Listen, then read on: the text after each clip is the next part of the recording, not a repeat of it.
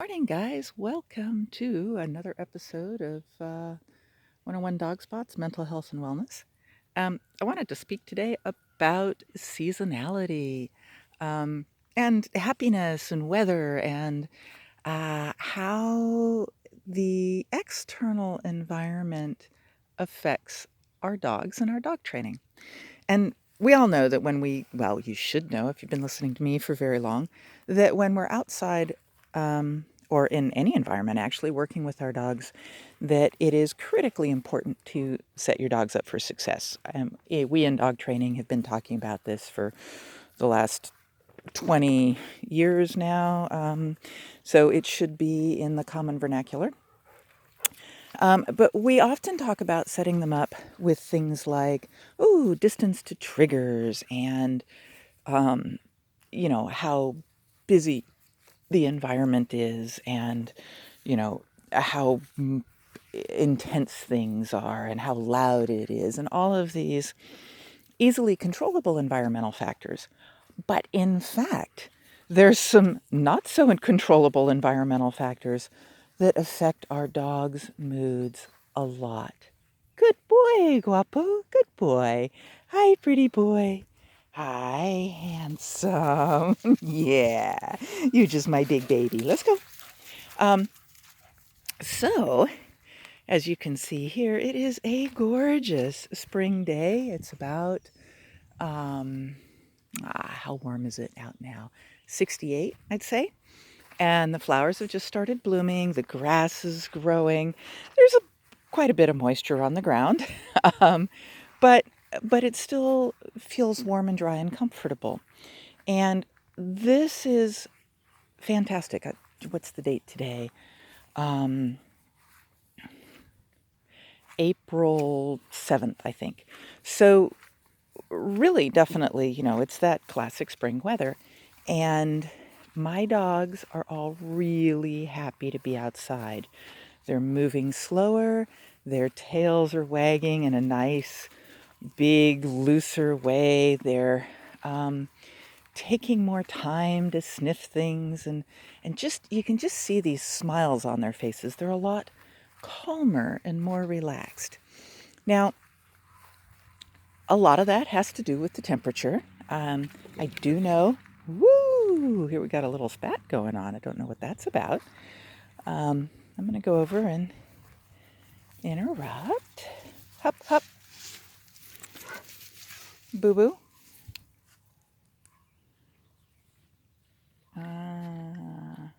Bobo, come on. Good boy. Yeah, no, let me just. So I'm splitting in between them. Bo, come on. Bo, let's go. Good dogs. So Bo's obviously quite anxious. Whatever triggered him was pretty serious. Guapo has the beginnings of an ear infection from eating some. Let's go. Good boy. Um, from eating some off-menu stuff. Good dogs. Good boys. Good dogs. Ah, that was sweet. Come on, Polly. Good girl. Gideon! Come on, Bob. Gideon calling in the background there. So I just averted a dog fight. They may not have gone into a complete fight on their own, but splitting in between them was the right choice there. They were both pretty upset. Hackles were up. They haven't fought in a long time, so it's possible, like I said, it's possible they wouldn't have, but they weren't, either one of them, disengaging very easily. Guapo was not looking at Bo, but Bo was continuing to pester. Bo does like cleaning ears if there's an ear infection, and that may have been what started it. And it may have been that there was some that Guapo didn't want him doing that right at that moment. So there was definitely some snark there. I intervened between them. I literally stepped in between them, pushed them off. That caused Bo quite a bit of anxiety. He did the spin, and then I was able to redirect him to go through the fence. He came back, checked in with Guapo, and Guapo, again, de-escalated, didn't take on the threat. They sniffed for a moment, and then they were able to go off and do their own thing. Yay, Gitters! Yay, Gitters! You found us! Good boy.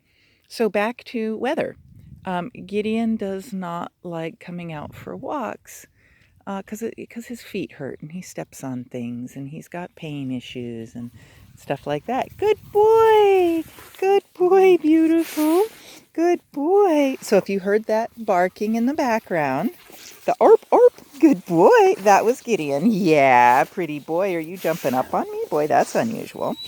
Good dogs, let's go. Yeah, good boy, pretty boy, pretty boy. So in the winter, it's really, really bad. And what you can see is that, good boy, in the spring, not only was he able to come out here and go for this walk with us, but you heard that bark. That was a lonely where is everybody bark. And I answered him, and he found us and chose very bravely to come across that area without me.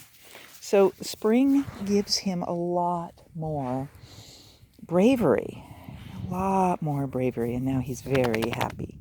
Good boy. Good boy. Yeah, that's my good boy. That's a good boy. Come on, bub. And look at that. He almost never does anything like that. So your weather, the temperature, the season. Now, season and temperature are inextricably linked, but you can ask, is it season or is it temperature? Because you will have some cold days in spring and you will have some warm days in winter. And my experience is, hi, buddy, good boy, good dog, is that they both matter. The dogs will be more prone to going out and enjoying life, being relaxed about it on a warm winter day or a warm fall day than on a cold, wet, rainy, overcast day. But they're also more likely on a cold, wet, overcast day in spring to come out and enjoy life than they are a cold, wet, overcast day in winter and fall. So that's my personal experience. I encourage you to check in with your dogs. It might make a difference whether you've got short-haired pointers like these guys or whippets or, one of those short-coated dogs. Whether you've got a little fat, roly-poly, short-coated pit bull, or whether you've got on the other extreme a husky or a Great Pyrenees or a Maremma that has got lots of fur and is built for the cold. They might prefer those snappy, cold winter days. But, that's something that you need to ask your dog. When I am going out to do reactivity work, I would prefer to, and so it changes, it varies what I would prefer to do, and it depends on where I am in the training. If I'm very early in the training, usually, and the dog is very, very reactive, I might choose, given, the ability to choose, I might choose a nice hot summer day in the 80 to 85 degree range in the afternoon when the dog is going to be most relaxed and most sleepy and most likely to just lay there and kind of watch the world go by. Whereas if it's later in the training and the dog is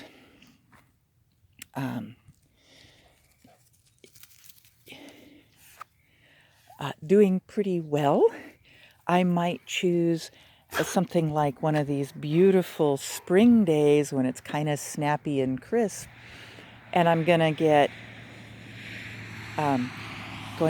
a happy dog who is a little bit bouncier and a little bit more reactive, but not, but happy. So in that case, I'm looking for the dog to be didn't want to use the term reactive there. The dog to be very active, easily aroused, but on a valence, if we can happily use that term, of joy and happiness. So, and I will say that there are definitely hormonal things that happen in spring with a lot of animals. And I don't know enough about this with dogs. Dogs will come into season, I believe, in any season, but I believe that they are more likely to come into season in early winter and late spring. So there might be some things going on with that too.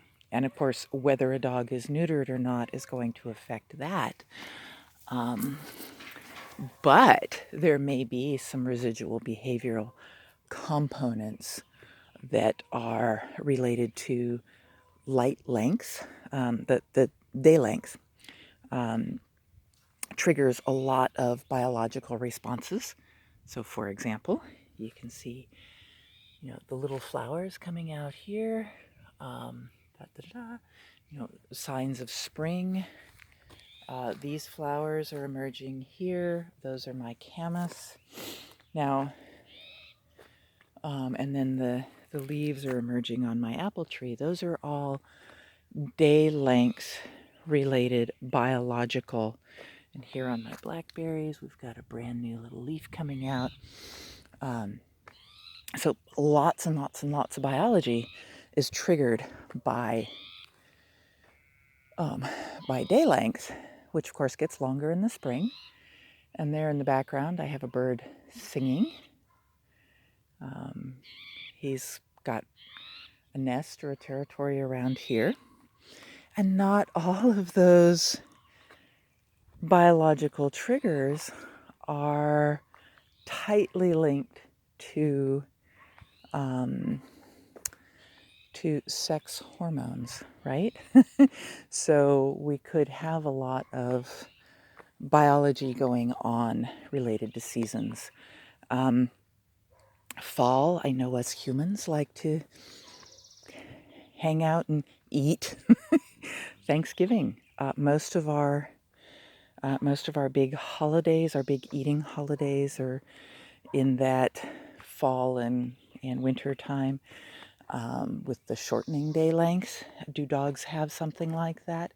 Quite possibly.